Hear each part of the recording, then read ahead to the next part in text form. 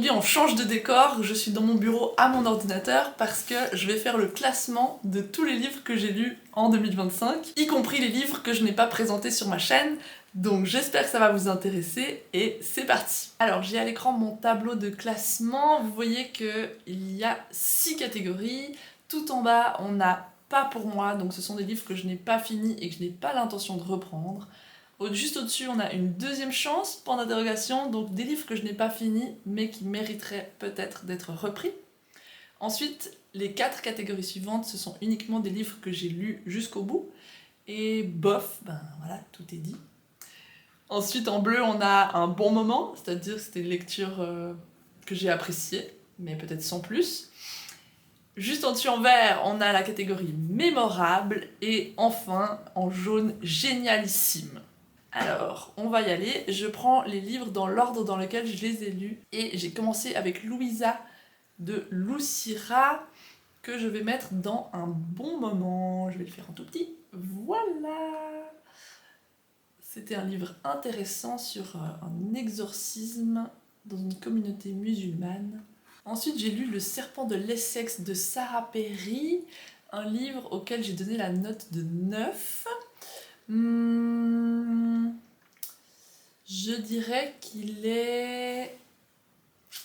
J'hésite, mais je dirais mémorable. Ensuite, j'ai lu L'œil du léopard. Oh, celui-là, je m'en rappelle bien. Oui, il m'a marqué. Et je vais le mettre dans mémorable avec certitude. Après ça, j'ai lu L'exception de Audur Ava Ólafsdóttir. Qui est donc islandaise, et en vrai je m'en rappelle pas trop, mais je me souviens que j'ai apprécié la lecture, donc je vais le mettre dans bon moment. J'ai fait une petite pause de mon tour d'Europe littéraire en lisant Apprendre si par bonheur de Becky Chambers, et ça j'ai adoré, donc je vais le mettre dans génialissime. C'était tout au début de l'année et pourtant je m'en rappelle très bien, c'était un véritable voyage, j'ai aimé. C'est de la science-fiction. Ensuite, pour l'Italie, j'ai lu Tout faux de Veronica Raimo. Ah, je me rappelle que c'était assez drôle. Et que c'était un peu trippé. Je dirais que je vais le mettre dans bon moment.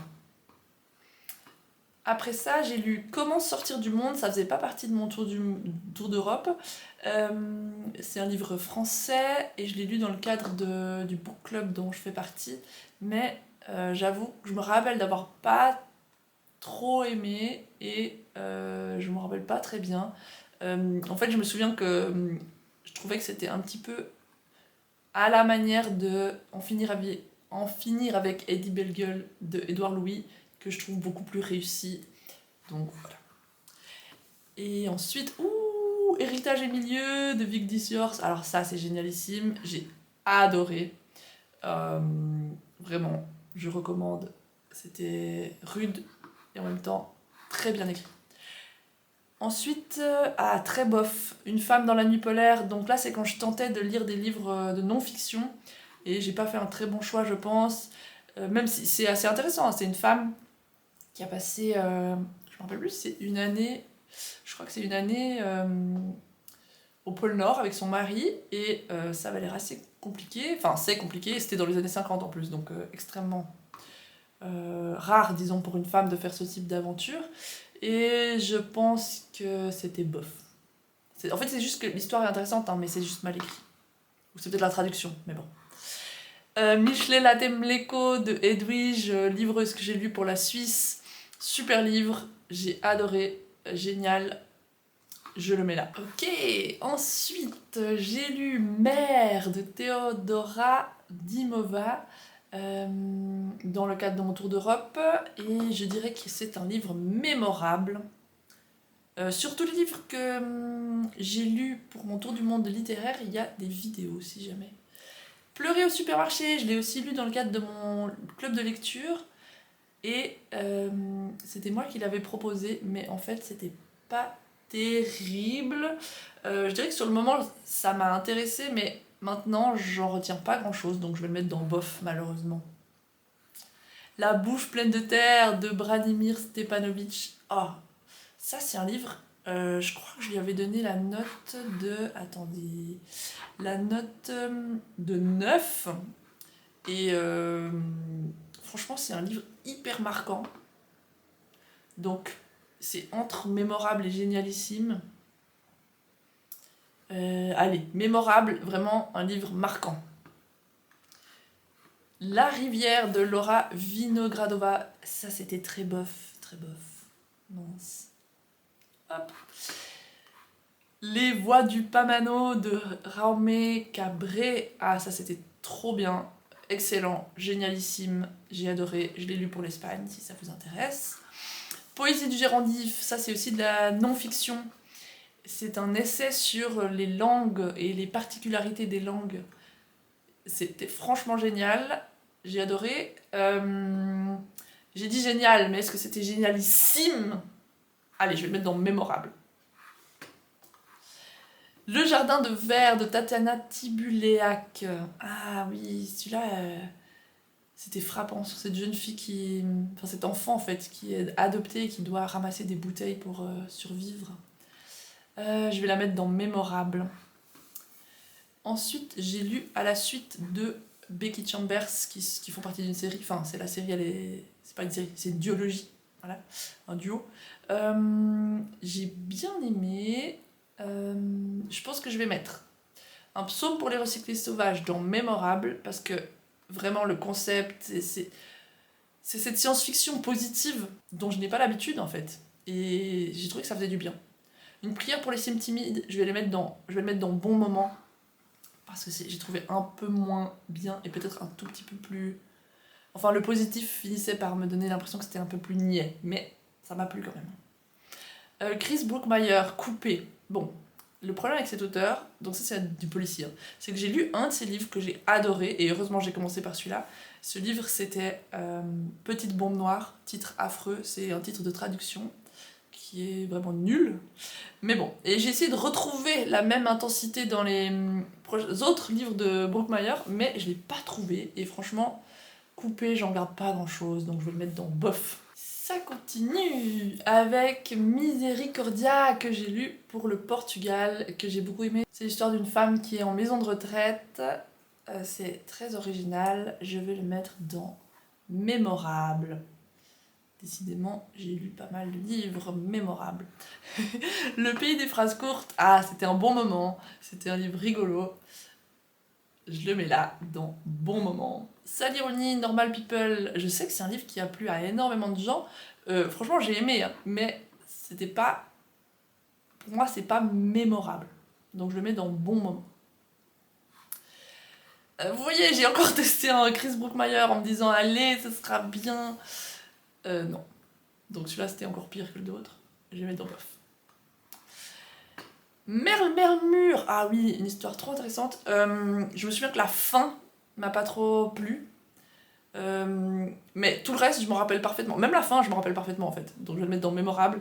Et c'est cette histoire de cette femme, je crois qu'elle a déjà la cinquantaine ou 40, cinquantaine, et elle est vierge, elle a jamais connu d'homme, et ça lui va très bien. Et un jour, suite à un accident ou un presque danger, eh bien, elle couche avec quelqu'un. C'était très intéressant comme point de vue. Les jours de Savelli, je le mets un peu plus grand pour que vous voyez. Les jours de Savelli, livre russe, c'est de l'histoire d'un chat. On suit un chat comme narrateur. Je dirais que c'était un bon moment, mais je m'en rappelle pas. Enfin, je me rappelle, mais ça m'a pas marqué tant que ça. Hunchback, ça c'est un livre que j'ai lu en anglais qui est pas dans mon tour du monde, c'est traduit du japonais. Maintenant, il y a une traduction française qui s'appelle Bossu, je crois. Et un livre extrêmement frappant et très étrange, un peu, comment on dit en anglais, one of a kind, le seul dans son genre, donc je vais le mettre dans mémorable. Les IP, enfin libres, je l'ai lu à la fois pour mon tour d'Europe et pour le book club, et c'était vraiment très intéressant. Je vais le mettre dans mémorable. Je me souviens que c'était le sous-titre Grandir quand tout s'écroule, voilà, et qui résumait très très bien l'histoire en question.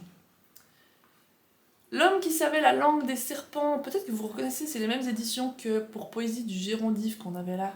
Et c'est le même traducteur, enfin, l'auteur de Poésie du Gérondif, c'est le traducteur de L'homme qui savait la langue des serpents, qui est traduit de l'estonien. J'adore cette couverture, elle est trop belle. Et je vais le mettre dans Mémorable. Est-ce que je le mets dans Génialissime? Mémorable, il était super. J'ai lu ensuite Une nuit en Flandre. Ça faisait pas partie de mon tour du monde, mais je suis partie en Belgique et c'est un livre qui se passe en Belgique. Et je connais l'auteur, très sympa. Salut Maurice, je pense pas qu'il regarde. Je vais le mettre dans. Bof. Ah, désolé Boris, désolé. Le grand menu de Catherine Hu, j'ai adoré. Ça, je l'ai lu pour la Belgique. Génialissime, étrange, court, punchy, trop bien.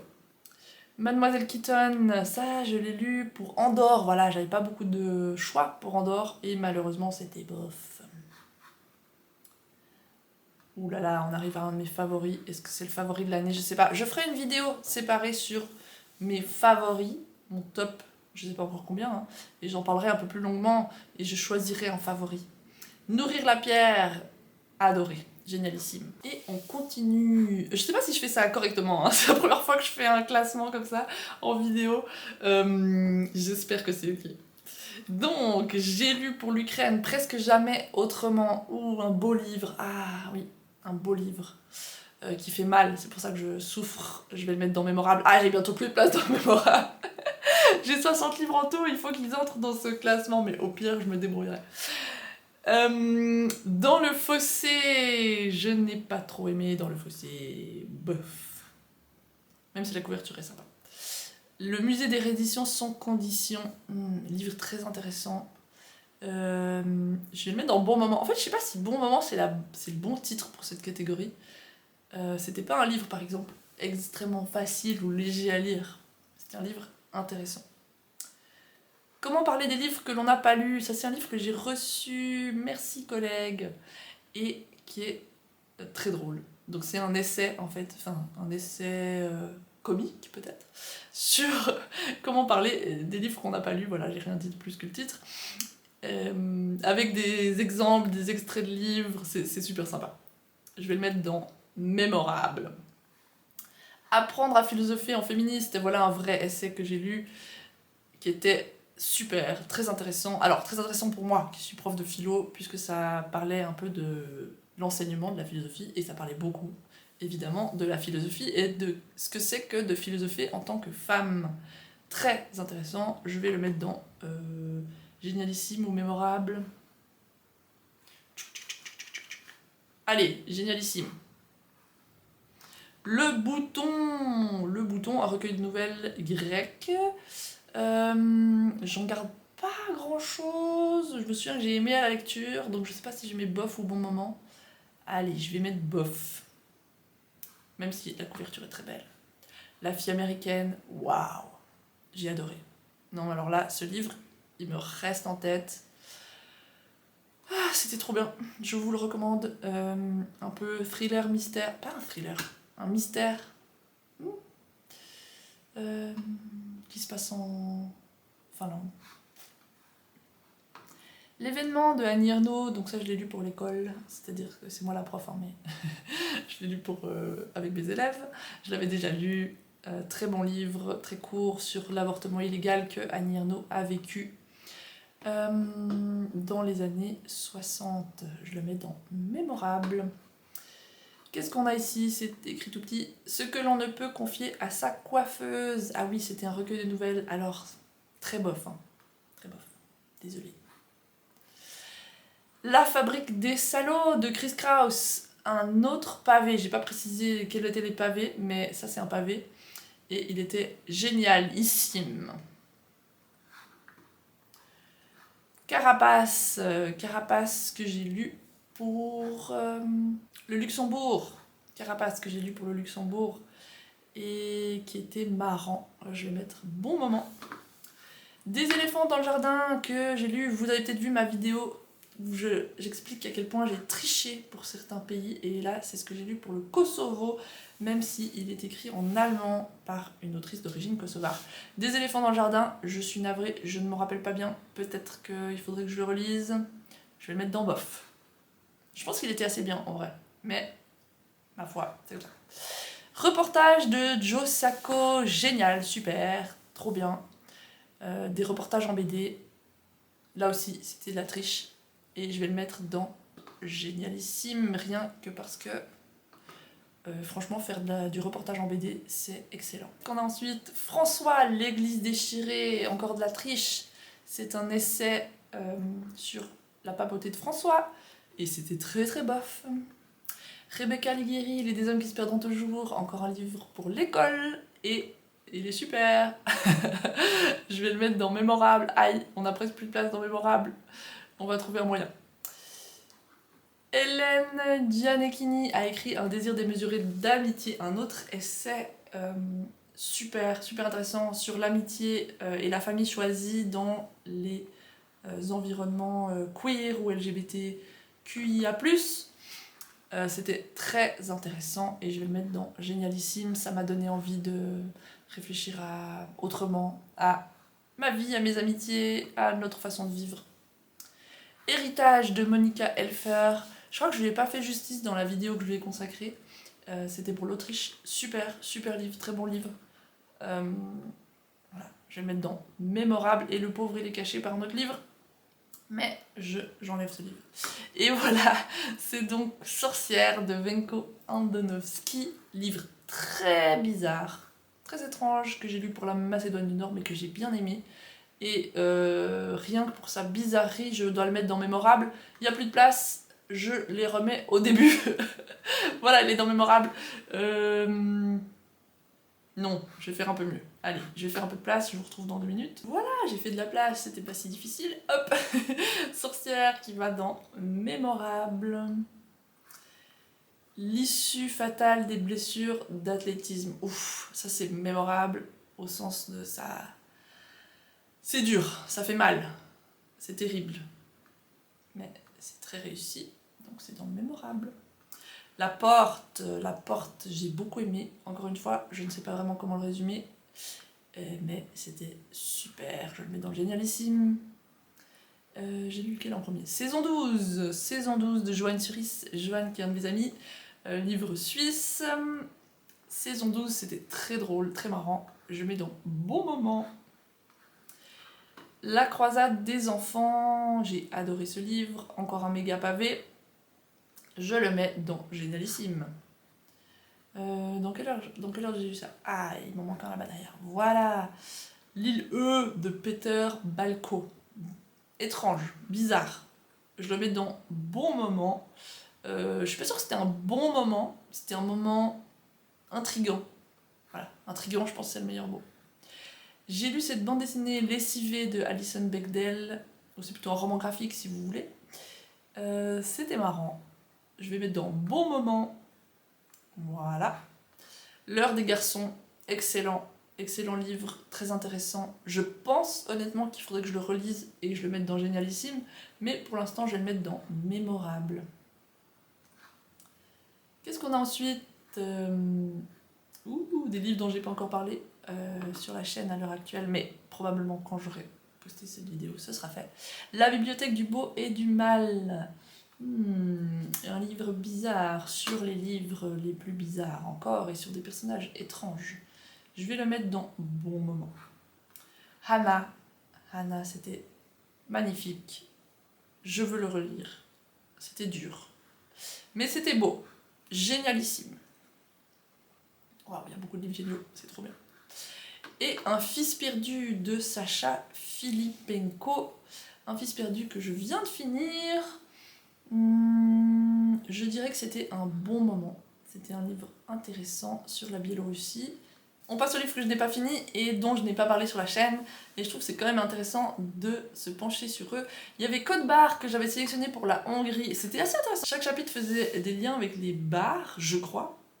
Et mais je suis pas allée très loin dans le livre. Et finalement j'ai lu La Porte et c'était juste génial, donc voilà. Mais je pense que ce livre mérite une deuxième chance.